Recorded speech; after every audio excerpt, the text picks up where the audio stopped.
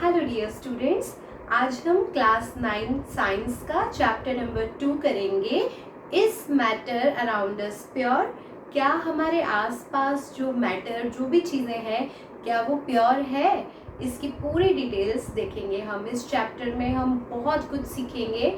Solute, solvent, colloidal solutions, mixtures, element, compound, किस तरह से सभी मॉलिक्यूल्स और इन सब का मास कैलकुलेट करते हैं। तो चलिए शुरू कर देते हैं।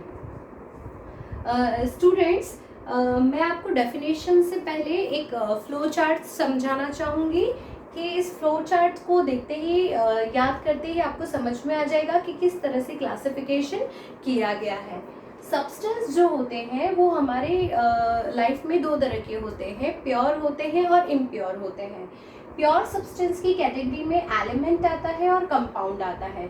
इम्प्योर सब्सटेंस की कैटेगरी में मिक्सचर्स आते हैं। मिक्सचर्स तो किसी भी चीज़ के हो सकते हैं, तो वो प्योर नहीं रहते हैं।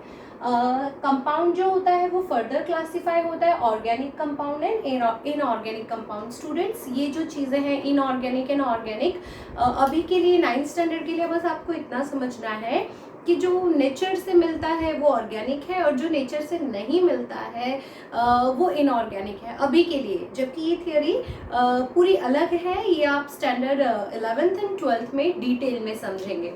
तो दो तरह के कंपाउंड होते हैं, ऑर्गेनिक एंड इनऑर्गेनिक। इसके बाद में हमें देखने मिक्सचर्स भी दो टाइप के होते हैं, homogeneous mixture and heterogeneous mixtures. तो ये आप फ्लो चार्ट को ढंग से बना लीजिएगा और याद कर लेंगे तो कोई दिक्कत नहीं आएगी। अब हम इन सबको डिटेल में समझ लेते हैं कि इनके मतलब क्या होते हैं। सबसे पहले है एलिमेंट। एलिमेंट का मतलब होता है कि कोई भी एलिमेंट, ये हमारा हाइड्रोजन, ऑक्सीजन, जो भी है हमारा lithium, sodium, potassium, calcium, magnesium, जितने भी 118 एलिमेंट्स हैं, ये सारे के सारे बिल्कुल प्योर हैं, क्योंकि ये सिर्फ सेम टाइप ऑफ एटम से बने हुए होते हैं। जैसे कि अगर मैं बात करूं हाइड्रोजन की, तो हाइड्रोजन जो होता है उसको हम रिप्रेजेंट करते हैं H2 के फॉर्म में, क्योंकि डायटॉमिक गैस है। लेकिन हाइड्रोजन का आप चाहे 1 ग्राम हाइड्रोजन ले लो, 1 यूनिट हाइड्रोजन ले लो, आप कितना भी हाइड्रोजन का क्वांटिटी ले लो, लेकिन वो बना हुआ है सिर्फ उसके प्योर एटम से। तो इसीलिए एलिमेंट जो होते हैं वो प्योर होते हैं, क्योंकि वो सेम टाइप ऑफ एटम से बने हुए होते हैं। ये उनकी एग्जाम्पल है हाइड्रोजन, ऑक्सीजन, फ्लोरीन, क्लोरीन। ठीक है, तो आप 118 एलिमेंट्स को आप प्योर समझ सकते हैं, समझेंगे। फिर है कंपाउंड। कंपाउंड का मतलब होता है मिक्सचर ऑफ 2 और मोर देन 2 एलिमेंट्स। जब 2 और 2 से ज़्यादा एलिमेंट्स कंबाइन करते हैं तो वो हमें कंपाउंड देते हैं। For example NaCl, sodium chloride, एक Na का एटम है, एक Cl का एक Na एलिमेंट है, एक Cl एलिमेंट है। ये दोनों एलिमेंट मिलकर हमें एक कंपाउंड दे रहे हैं, सॉल्ट। उसी तरह से H2O यानी कि हाइड्रोजन और ऑक्सीजन, दो अलग अलग एलिमेंट कंबाइन कर रहे हैं और हमें वाटर दे रहे हैं।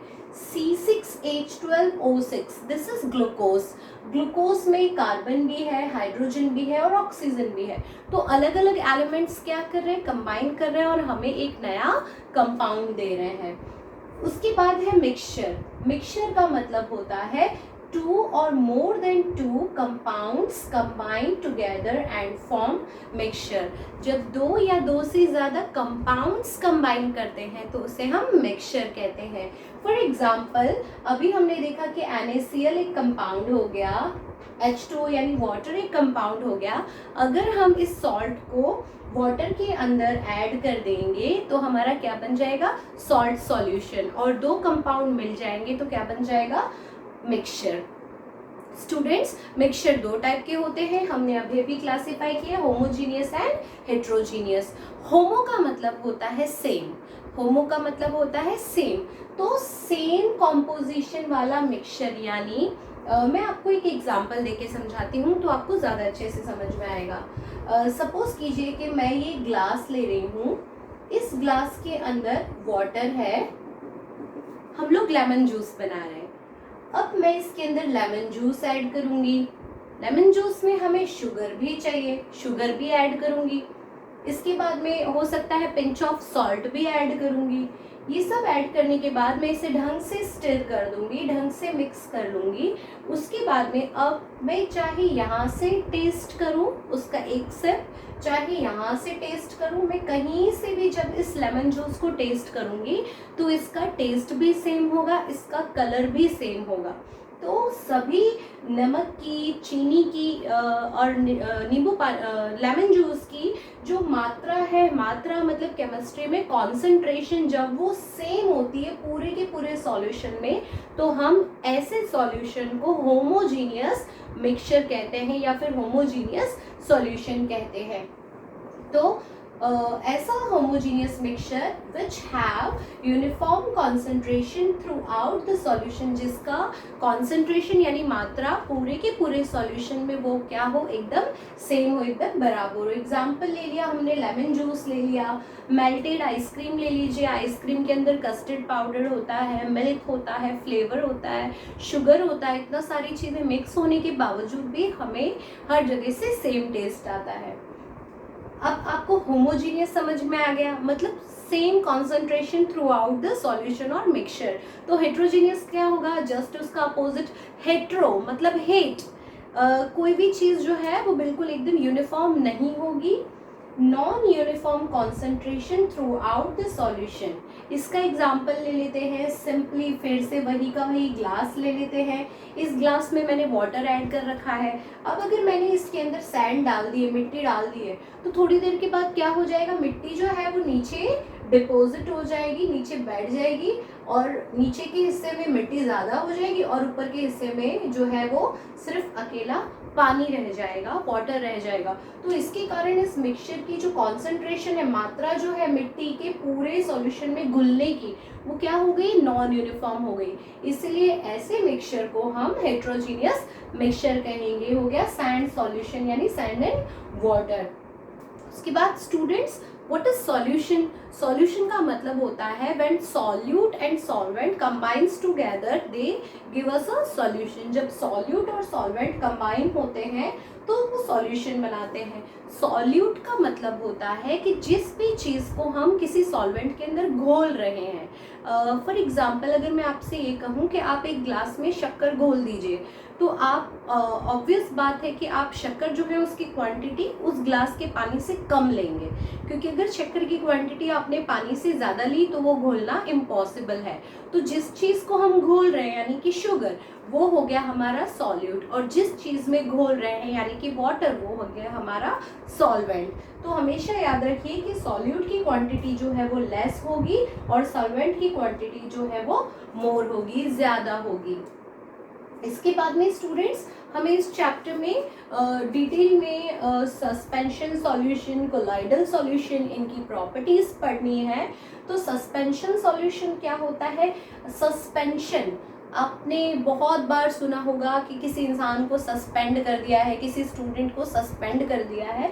सस्पेंड मतलब निकाला भी नहीं है, उसको स्कूल में आने की इजाज़त भी नहीं है, बस थोड़े दिन के लिए उसको बीच में लटका दिया है कि भाई आपने जो गलती की आप थोड़े दिन आपको पनिशमेंट मिला है। तो एग्जैक्टली उसी तरह से सस्पेंशन सॉल्यूशन का भी यही मतलब होता है, न पूरी तरह से मिक्स हो रहा है न पूरी तरह से अलग है, सेपरेटेड है, क्या है, बीच में लटका हुआ है। If the solid particles remain in dispersed state, dispersed का मतलब होता है फैले हुए, बिखरा हुआ, फैलना। Dispersed state in a solution, then such a solution is called suspension solution. Example के तौर पे आप एग्जाम्पल समझेंगे तो आपको ज़्यादा अच्छे से समझ में आ जाएगा। सैंड ले लीजिए, मेटल के पीसेस ले लीजिए, वाटर ले लीजिए। हमने सैंड देख लिया, यहाँ पे सैंड जो है वो भी ढंग से मिक्स नहीं हो रही है। मेटल के छोटे छोटे टुकड़े ले लीजिए तो वो भी ढंग से मिक्स नहीं हो रहे हैं, और हमें अपनी नेकेड आइज से भी साफ साफ दिख रहा है कि यार ये यूनिफॉर्म मिक्सचर नहीं है। ठीक है। तो जब ऐसा होता है तो हम उसे बोलते हैं सस्पेंशन सॉल्यूशन। और सस्पेंशन सॉल्यूशन के अंदर जो सॉल्यूट होता है या जो भी पार्टिकल्स होते हैं वो इतने मोटे होते हैं कि हमें आराम से दिख जाता है। हम उन सस्पेंडेड पार्टिकल्स को बाहर भी निकाल सकते हैं। जैसे कि चाय पत्ती, अगर चाय में चाय पत्ती उबल रही होती है और हमें दिखाई दे रही है तो वो क्या है, हमारा सस्पेंशन सॉल्यूशन है। उसके बाद students colloidal solution. Colloidal solution के लिए आप अपना एग्जांपल देख लीजिए, दूध, मिल्क। मिल्क अगर एक ग्लास ले रहे हैं आप, ग्लास के अंदर पानी भरा हुआ है और आप कुछ बूंदे दूध की ऐड कर रहे हैं, मिल्क की ऐड कर रहे हैं, तो आप देख सकेंगे बिल्कुल क्लियरली कि धीरे धीरे जो मिल्क के ड्रॉप थे वो अच्छे से पानी के अंदर जो है डिस्पर्स हो रहे, घुल रहे हैं। ठीक है, बहुत अच्छे से पानी के अंदर घुल रहे हैं। आपको ये भी पता है कि जो दूध के पार्टिकल्स होते हैं, कोलॉइडल पार्टिकल जिनको हम कहेंगे, कोलॉइडल सॉल्यूशन है मिल्क एक, तो जो दूध के पार्टिकल होते हैं वो मोटे होते हैं वाटर से, और इसीलिए जब हम ऐसे पानी को देखेंगे जिसके अंदर हमने थोड़े से मिल्क के ड्रॉप गिराए हैं तो वो पानी हमें थोड़ा सा मिल्की मिल्की दिखेगा, क्लियर नहीं दिखेगा। हमें ये पता है कि दो चीज़ें घुली हैं, हमें ये भी पता है कि मिल्क के पार्टिकल्स हमें अलग से दिख रहे हैं, लेकिन उनके पार्टिकल्स जो है सस्पेंडेड सॉल्यूशन के अंदर जो पार्टिकल्स थे उससे इतने छोटे हैं कि हम उससे सेपरेट नहीं कर सकते, हम उन दोनों को अलग नहीं कर सकते। तो इसीलिए कोलॉइडल सॉल्यूशन की कोलॉइड्स जो होते हैं वो क्या होते हैं, छोटे होते हैं कंपेयर टू सस्पेंशन सॉल्यूशन के। Colloidal solution is a heterogeneous mixture, ये भी हेट्रोजीनियस मिक्सचर होता है। It consist of two phase, ये दो फेज का बना होता है। पहला होता है डिस्पर्स्ड फेज और दूसरा होता है डिस्पर्शन फेज। डिस्पर्स फेज यानी जो घुलने वाला होता है और डिस्पर्शन फेज यानी जिसमें घुलने वाला होता है। तो स्टूडेंट्स आप इस वीडियो को पॉज कर करके ये सारे नोट्स को ढंग से लिख लीजिए। नेक्स्ट टॉपिक हम नेक्स्ट पार्ट में देखेंगे। If you like my channel, if you like my video, please subscribe my channel. Thank you.